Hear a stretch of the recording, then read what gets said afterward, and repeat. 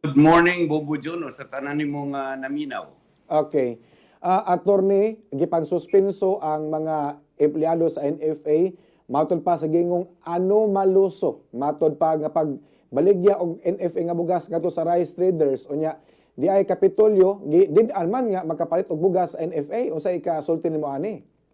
Tinuod na Bombo John, ang kaning mga pagka Marso 4 karong tuiga nagulintang og nakalitan tanan in town ang mga empleyado sa order gikan sa ombudsman nga sa tibuok gyud ni nga kanang sa atong sa Pilipinas kay nipataw ang kuan ang ombudsman og preventive suspension order against these employees allegedly on the sale of rice. Now, tagaan lang tamo og gamay nga history ning niya. Ang tanan nga dealings, ang tanan nga instructions, ang tanan nga pagdawat didto gyud sa central office nga gipanguluhan ni Director Bioko. Way labot ang kaning mga regional managers, regional branch managers o ang kaning mga warehouse men. Kay once didto na atong ibutang na lang gyud nga didto ni giluto didto gihikay. So ang kaning niya in town nga mga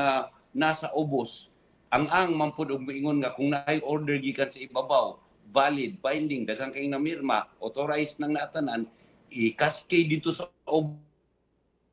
provinces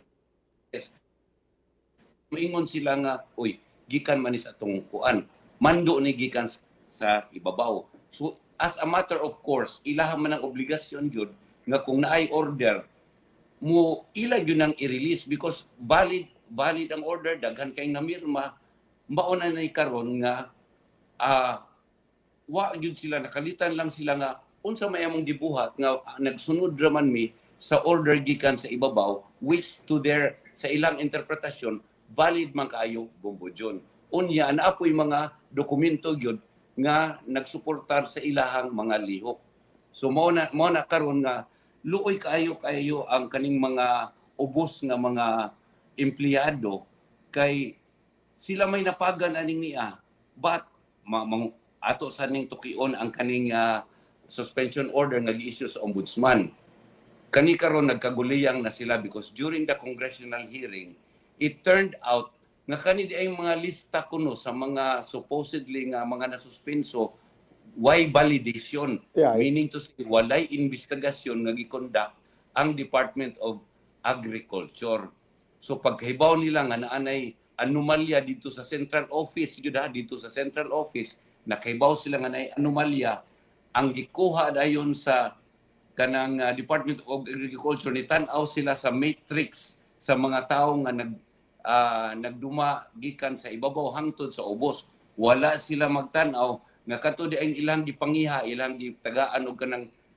request or mga lista sa suspended supposedly ipasuspend dugay nang namatay ang uban ni retire na ang uban wala na sa katungdanan. So karon during the congressional investigation nigawas na nga ang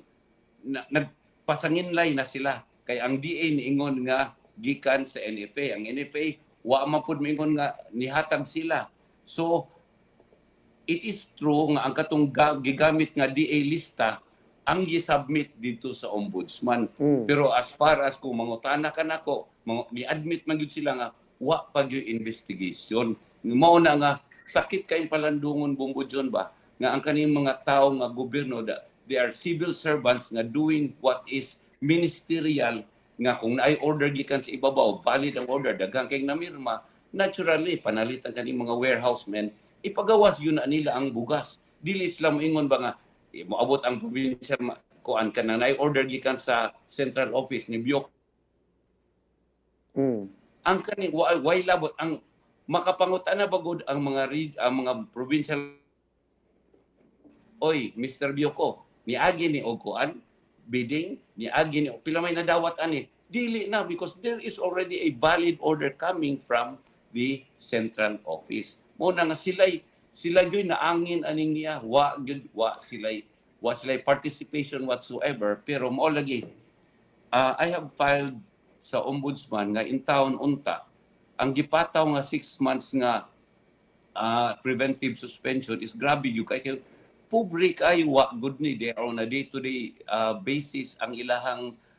income aning ni Bombudyon unya ingon anaon lang sa mga sa order nga in fact why validation ikaduha wa gyud investigasyon pa kay karon kapila na ko ni hangyo sa Office of the Ombudsman nga in town kay kaso naman ning niya taga ay may kopya wa gyud sila mahatag namo nga kopya Bombudyon. Okay.